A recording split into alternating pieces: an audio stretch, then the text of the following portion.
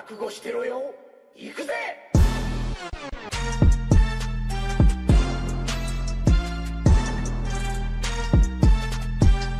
Hey guys, super power battle explain के एक और एपिसोड में आप सभी का स्वागत है। तो आज की इस एपिसोड में हम थैनोस एंड इकारिस की बैटल को ब्रेक डाउन करेंगे। इकारिस जिसे बाकी इटर्नल्स मिलकर भी रोक नहीं पाए थे, वही थैनोस जो कि अकेला पूरे एवेंजर्स को ऑलमोस्ट बीट कर दिया था। तो कौन होगा इस बैटल का अल्टीमेट विनर, जानने के लिए वीडियो को एंड तक जरूर देखना। और मैं बता दूं, अगर आप इस चैनल पे पहली बार आए हो तो make sure subscribe our channel and stay with us. So now without wasting any more time, let's begin. I used the stones to destroy the stones.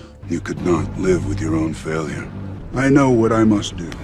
I am inevitable.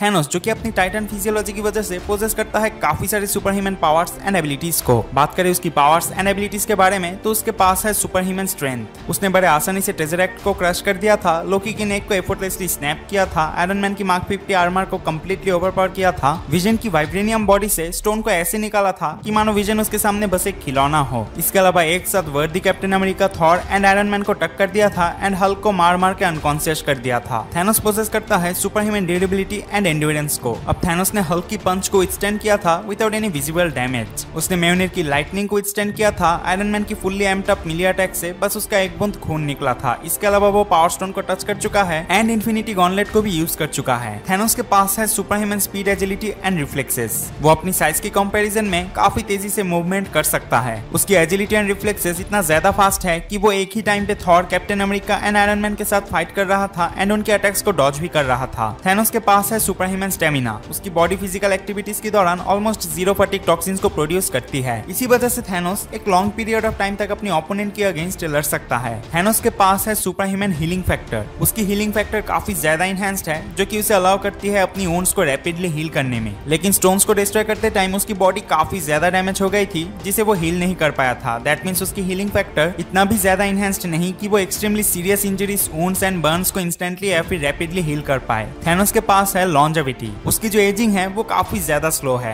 इन सब चीजों के अलावा थैनोस के पास अपनी डबल एज स्वॉर्ड एंड एक battle armour है, जो कि उसकी ड्यूरेबिलिटी को इनहैंस्ड करती है। वो एक मास्टर कॉम्बैटेंट है एंड ऑफ कोर्स वो एक सुपर जीनियस भी है। उसके पास लिटरली हर एक चीज के बारे में नॉलेज है। इन्फिनिटी वॉर मूवी में हमने ये देखा था कि थैनोस जब प्लान बना के आता है तब उसे रोक पाना नियर इम्पॉसिबल सा हो जाता है। तो ये था थैनोस की पावर्स एंड एबिलिटीज।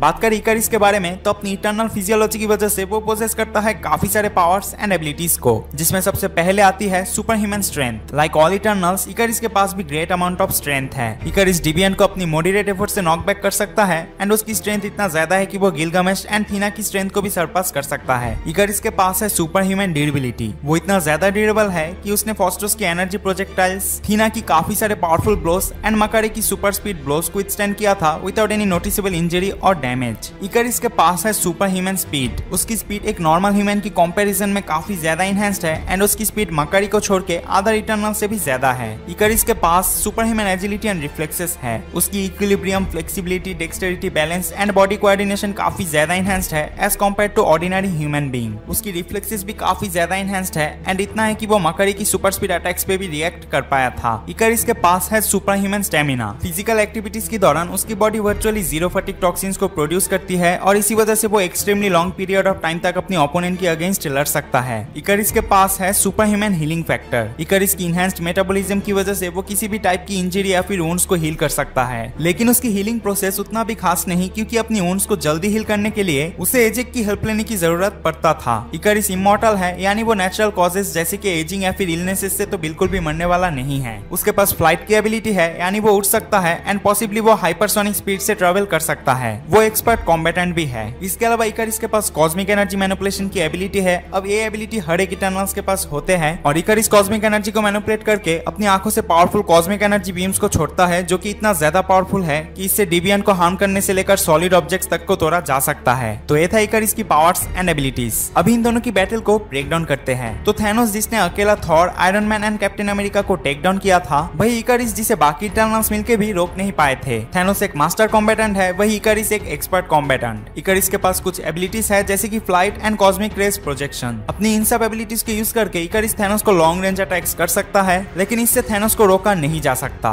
थैनोस ने इन्फिनिटी गॉन्टलेट को होल्ड करके स्नैप किया था और इन्फिनिटी स्टोन्स के पावर ज्यादा डेडली एंड पावरफुल है as compare to cosmic rays. एक क्लोज कॉम्बैट में थैनोस इकारिस को टेक डाउन कर सकता है। लाइक लिटरली उसने हल्क को नॉकआउट कर दिया था। अपनी अधमारी हालत में भी कैप्टन मार्वल को ओवरपावर कर रहा था। इसके अलावा थैनोस की स्वॉर्ड पावरफुल इनफ है वाइब्रेनियम को तोड़ने में, तो ये कहना गलत नहीं होगा कि थैनोस अपनी स्वॉर्ड से इकारिस को हार्म कर सकता है। तो एक क्लोज कॉम्बैट में इकारिस थैनोस के सामने ज्यादा देर टिक नहीं पाएगा। वही एक लॉन्ग रेंज कॉम्बैट में इकारिस के पास कॉस्मिक एनर्जी बेस्ड अटैक्स है, जिन्हें एक सर्टेन पीरियड ऑफ टाइम तक यूज करने के बाद मे बी थैनोस को वो हर्ट कर पाएगा। इसके अलावा इकारिस नोटिसेबली थैनोस से ज्यादा फास्ट भी है। वैसे ओवरऑल स्टैट्स को देखे तो ऐसा लगता है इन दोनों की बैटल में थैनोस की विनिंग चांसेस ज्यादा हाई है। Overall speed, agility and long range attacks में इकारिस आगे है। वही overall strength, durability, stamina, combat skills and intellect में थैनोस। तो after analysing there powers, abilities, intelligence, weapons, combat skills and battle possibilities deeply, हमें लगता है इस बैटल का अल्टीमेट विनर